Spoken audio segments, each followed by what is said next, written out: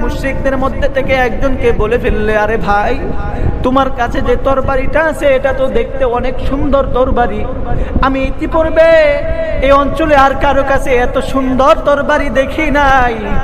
তোমার তরবারিটাই বোধ হয় আমি সর্বপ্রথম এত সুন্দর একটা তরবারি দেখলাম। কাফের বলে আবু বাসির রাদিয়াল্লাহু তাআলা আনহুর পামপট্টি পায়া কাফর তো ভুলে গেছে। সে বলে, হ্যাঁ হ্যাঁ, দেখো আমার তরবারি অনেক সুন্দর। আমার অঞ্চলে এই এলাকাতে আমার চাইতে সুন্দর তরবারি আর কারো কাছে নাই। তরবারি খুব ধারও আছে ভালো, এটা দিয়ে আমি অনেক মানুষের উপর পরীক্ষা করে দেখেছি, খুব ভালো তরবারি। আবু বাসির করে বলে, ও ভাই, আপনার তরবারিটা একটু আমার কাছে দিবেন, আমি আপনার তরবারিটা একটু হাতে নিয়ে দেখতে চাই তরবারিটা কেমন। আবু বাসির যখন এটা বলছে, কাফের সরল মনে আবু বাসিরের কাছে তরবারিটা দিয়ে দিছে। কাফের যখন আবু বাসিরের কাছে তরবারিটা দিয়ে দিছে, আবু বাসির রাদিয়াল্লাহু তাআলা আনহু এবার তরবারির এপিঠ ওপিঠ একটু ভালো করে দেখতেছে। আবু বাসির মনে মনে, আবু বাসির দৃষ্টি দিয়ে চোখ দিয়ে তরবারি দেখে আর তরবারির প্রশংসা করে মনে মনে আবু বাসিরের খেয়াল হইল, কাফেরটারে কোন সুযোগে আমি একটা দিতে পারবো। যেমনে সুযোগ বুঝে হযরত আবু বাসির কাফের ঘাড়ের মধ্যে তরবারি দিয়ে একটা আঘাত করলো। এক আঘাতে কাফের কল্লা দেহ থেকে আলাদা হয়ে গেল। আল্লাহু আকবার। কাফের কল্লা যখন আলাদা হয়ে গেল,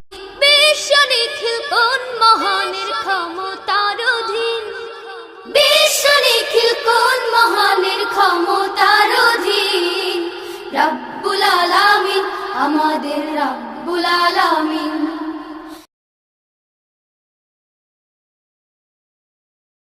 হযরত আবু বাসির নামে একজন সাহাবী, যিনি কাফেরদের হাতে বন্দী ছিল। আবু বাসির রাদিয়াল্লাহু তাআলা আনহু মক্কা থেকে মদিনায় চলে আসছে নবীজির কাছে।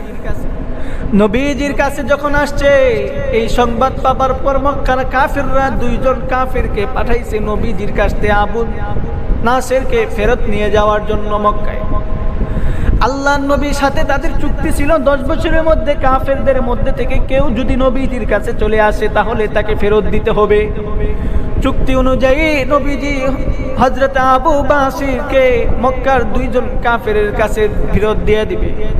ফেরত দেওয়ার সময় আল্লাহর নবী বলে, আবু বাসির, তোমাকে আমি কাফেরদের হাতে তুলে দিলাম না, বরং শান্তি রক্ষার্থে আল্লাহ তাআলার হাতে তুলে দিলাম, আল্লাহর জিম্মায় তোমাকে ছেড়ে দিলাম। হযরত আবু বাসির রাদিয়াল্লাহু তাআলা আনহু দুইজন কাফেরদের সাথে যেতে রাজি না। বাসির রাদিয়াল্লাহু তাআলা আনহু কান্নায় ভেঙে পড়েছে। বাসির রাদিয়াল্লাহু তাআলা আনহুকে নিয়ে দুইজন কাফের যখন জুলহুলাইফা পর্যন্ত পৌঁছেছে, জুলহুলাইফায় গিয়ে তারা নাস্তা খাবে, বিরতি দিবে, তারা একটু বিশ্রাম করবে, এজন্য যাত্রা বিরতি দিছে। তারা সেখানে খেজুর দিয়ে নাস্তা করতেছে। এক পর্যায়ে হযরত আবু বাসির রাদিয়াল্লাহু তাআলা দুইজন কাফের মুশরিকদের মধ্যে থেকে একজনকে বলে ফেললে, আরে ভাই, তোমার কাছে যে তরবারিটা আছে এটা তো দেখতে অনেক সুন্দর তরবারি। আমি ইতিপূর্বে এই অঞ্চলে আর কারো কাছে এত সুন্দর তরবারি দেখি নাই। তোমার তরবারিটাই বোধ হয় আমি সর্বপ্রথম এত সুন্দর একটা তরবারি দেখলাম। কাফের বলে আবু বাসির রাদিয়াল্লাহু তাআলা আনহুর পামপট্টি পায়া কাফর তো ভুলে গেছে। সে বলে, হ্যাঁ হ্যাঁ, দেখো আমার তরবারি অনেক সুন্দর। আমার অঞ্চলে এই এলাকাতে আমার চাইতে সুন্দর তরবারি আর কারো কাছে নাই। তরবারি খুব ধারও আছে ভালো, এটা দিয়ে আমি অনেক মানুষের উপর পরীক্ষা করে দেখেছি, খুব ভালো তরবারি। আবু বাসির করে বলে, ও ভাই, আপনার তরবারিটা একটু আমার কাছে দিবেন, আমি আপনার তরবারিটা একটু হাতে নিয়ে দেখতে চাই তরবারিটা কেমন। আবু বাসির যখন এটা বলছে, কাফের সরল মনে আবু বাসিরের কাছে তরবারিটা দিয়ে দিছে। কাফের যখন আবু বাসিরের কাছে তরবারিটা দিয়ে দিছে, আবু বাসির রাদিয়াল্লাহু তাআলা আনহু এবার তরবারির এপিঠ ওপিঠ একটু ভালো করে দেখতেছে। আবু বাসির মনে মনে, আবু বাসির দৃষ্টি দিয়ে চোখ দিয়ে তরবারি দেখে আর তরবারির প্রশংসা করে মনে মনে আবু বাসিরের খেয়াল হইল কাফেরটারে কোন সুযোগে আমি একটা দিতে পারবো। যেমনে সুযোগ বুঝে হযরত আবু বাসির কাফেরের ঘাড়ের মধ্যে তরবারি দিয়ে একটা আঘাত করলো। এক আঘাতে কাফেরের কল্লা দেহ থেকে আলাদা হয়ে গেল। আল্লাহু আকবার। কাফেরের কল্লা যখন আলাদা হয়ে গেল, এটা দেখে আরেকজন কাফের দৌড়াইয়া পালাইছে। একবারে মদিনায় গিয়ে আল্লাহর নবীর দরবারে উপস্থিত হয়েছে। নবীজির দরবারে যখন কাফের দৌড়াইতে দৌড়াইতে হাঁপাইয়া গিয়ে নবীজির কাছে পৌঁছেছে, আল্লাহর নবী বলে, কি ব্যাপার সুহাই, আবু বাসিরকে তো তোমাদের সাথে দিয়ে পাঠাইছি, তুমি আবার চলে আসছো কেন? কাফের বলে, ওগো নবী, আপনি তো আবু বাসিরকে আমাদের সাথে দিয়ে দিছেন, কিন্তু আবু বাসির যে কাম করছে, নবী আপনি আমারে বাঁচান। আবু বাসির আমার সাথীর উপর আঘাত করে তাকে হত্যা করে ফেলছে। এখন নবী আমার পালা, আবু বাসির আমার পিছনে পিছনে দৌড়ে আসতেছে, আমাকে বাঁচান। এমন সময় হযরত আবু বাসির রাদিয়াল্লাহু তাআলা আনহু নবীজির দরবারে উপস্থিত। নবী বলে, আবু বাসির তুমি কি করছো?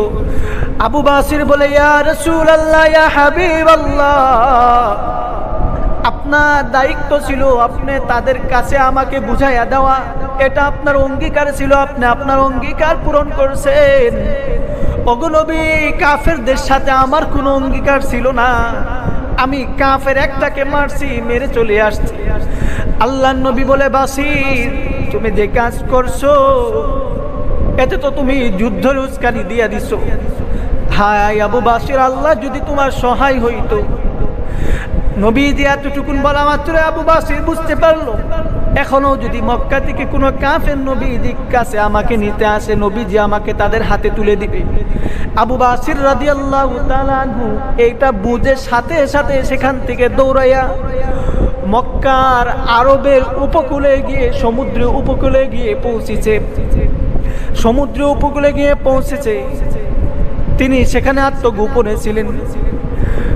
কিছুদিনের মধ্যে হযরত আবু জান্দাল রাদিয়াল্লাহু তাআলা আনহু সমুদ্র উপকূলে, যেখানে আবু বাসির রাদিয়াল্লাহু তাআলা আনহু সেখানে গিয়ে পৌঁছেছে। এখন তারা দুইজন হয়ে গেছে।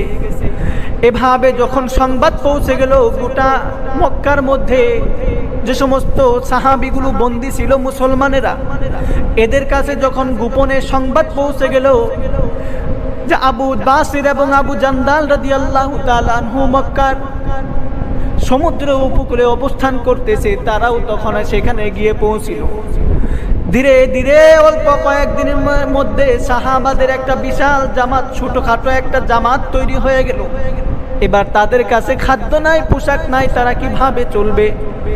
মক্কা থেকে সিরিয়ার দিকে যে সমস্ত কাফেররা বাণিজ্যিক বাহিনী নিয়ে যাইতো, মুসলমানেরা বুদ্ধি করে সমুদ্র উপকূলে তাদেরকে সেখানে আটক করে তাদের মালামালগুলো রেখে দিত। তাদেরকে আটকায় তারা বলতো মাল দিবে না জান দিবে। যখন এভাবে তাদেরকে তরোয়ালি দেখাতো, ভয় দেখাইতো, তারা ভয়ে পড়ে বলতো, ভাই ভাই আমাকে ছেড়ে দেন, আমার মালগুলো রেখে দেন, খাদ্যগুলো রেখে দেন, যা লাগে আপনি সব রেখে দেন, বিনিময়ে আমার জানটা ভিক্ষা দেন। যখন এভাবে বলতো তখন তারা কাফেরকে ছেড়ে দিত, তাদের খাদ্য পণ্য এগুলো রেখে দিত, আর এগুলো দিয়ে তারা নিজেদের পরনের জামা কাপড় এর ব্যবস্থা করত, খাদ্য বিত্তর ব্যবস্থা করত। এভাবে দীর্ঘদিন চলতে থাকলে প্রায় 2 বছর। মক্কার কোনো কাফের সিরিয়ায় ব্যবসা নিয়ে যাইতে পারে না, রাস্তার মধ্যে আটকা পড়ে মুসলমানদের হাতে সব কিছু হারায়া ফেলে। অল্প কিছু দিনের মধ্যে দেখা গেল মক্কার অবস্থা আর্থিকভাবে খুবই সংকটের মধ্যে পড়ে গেল। মক্কার অবস্থা আর্থিকভাবে সংকটে পড়ে গেলে এবার কাফেররা নবীজির কাছে চিঠি লিখে পাঠায়, ওগো নবী, আরব সাগরের উপকূলে আপনার যে সমস্ত অনুসারীরা আছে, সাথীরা আছে, এদেরকে আপনি আল্লাহর রাস্তে আপনি এদেরকে দয়া করে আপনার কাছে নিয়ে নিন। আমরা বড় বিপদে পড়ে গেছি, আমরা এদেরকে আপনার কাছে আর ফেরত চাই না, আপনি এদেরকে নিয়ে নিন, বিনিময়ে আমাদেরকে আমাদের ব্যবসার রাস্তাটা একটু খুলে দিন। নবীজি চিঠি পাওয়ার পর আরবদের সমুদ্র উপকূলে যখন তাদেরকে ডেকে পাঠালেন, তারা নবীজির কাছে চলে গেলেন। নবীজির কাছে চলে গেলেন, আল্লাহ তাআলা সন্ধির মাধ্যমে মুসলমানদেরকে বিজয়ের যে সুসংবাদ দিয়েছিলেন, এভাবে আস্তে আস্তে বিজয়ের সুসংবাদ বাস্তবায়িত হইতে শুরু করলো।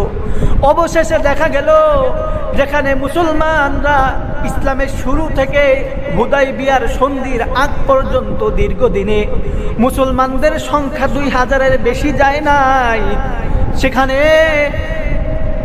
হুদাইবিয়ার সন্ধির পর থেকে মাত্র 3 বছরের মাথায় মুসলমানদের সংখ্যা হয়েছে 10 বছরের বেশি। আল্লাহ পাক কিভাবে মুসলমানদেরকে অল্প সময়ের মধ্যে বিজয়ের ব্যবস্থা করে দিয়েছেন। মূলত আল্লাহ পাক যখন মানুষের উপর সাহায্য করেন তখন এভাবেই সাহায্য করেন।